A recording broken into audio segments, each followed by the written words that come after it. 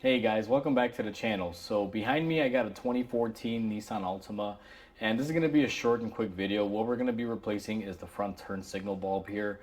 These can be a little challenging to do because there's no access to it from the front.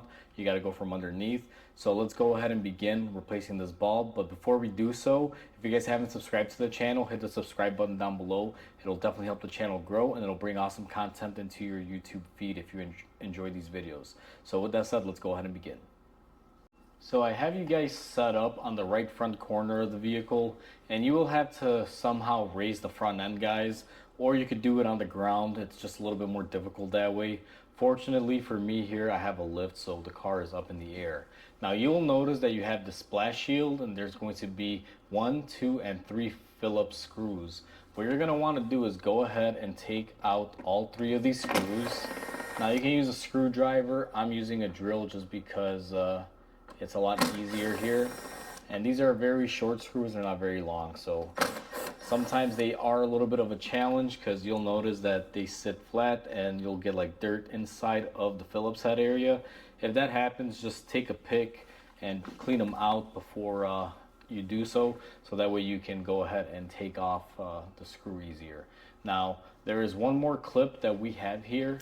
It's a body clip. What I do with these is I just use my flathead knife here, or flathead screwdriver, whatever you prefer, whatever you have handy. You're going to go ahead and take that off.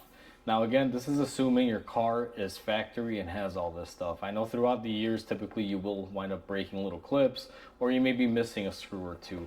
It just really varies. Once you have that, what you're going to want to do is go ahead and pull it down, and it's kind of like a flap. Now I need to make a little bit of room here just for video purposes. So what I'm going to do is pull this down, and I'm going to use a tie strap to bend it downwards so I can get you guys in there with the camera. Alright guys, now I have the cover peeled back and being held on by a bungee cord. You can see there's a lot of access in here. Now you do have your washer tank here with the line, so you want to be careful not to break this. Now I will give you guys a quick bit of advice. If you have to replace your fog light bulb, it is right here, and this is if your car is equipped with fog lights. That connector and that bulb is right here where my finger is, where you see this little white wire. The one that we're after is going to be the gray connector right up top there. And what we're going to do is go in there and we're going to spin it counterclockwise. So you're going to reach in there, go counterclockwise. It should be pretty easy, and then just kind of pull it down, and there you go. You got your light bulb. Now you're going to want to go ahead and peel this off. Now if you're looking for this light bulb, guys, it's a 744 Nancy Apple. Basically it's just an orange 7444 bulb. Let me go ahead and grab the new one here. And once you got the new one, what you're going to want to do is go ahead and put it back into place, and just kind of pay attention as to how you took it off. You're going to want to put it back in the same way, and what you're going to do is go ahead and line it up. And once you line it up, you're going to go ahead and turn it clockwise, and that should lock it into place. Once you do that, you basically have your bulb replaced, and all you have to do is reinstall your liner. And the way the liner is installed is basically in just reverse order of removal. I'll show you guys that in the next clip. Now that we have our light bulb installed, what I'm going to do is go ahead and take out the bungee cord that I was using to keep the cover out of the way while we replaced it. And it's going to be quite simple. What you're going to do is go ahead and kind of push the cover back up underneath the bumper, and then what you're gonna also do is just make sure you push it up underneath this other engine cover. And it's just as simple as going ahead and reinstalling the screws. Now these screws don't take a lot of torque, guys, so you want to be careful here. I just run them down very lightly.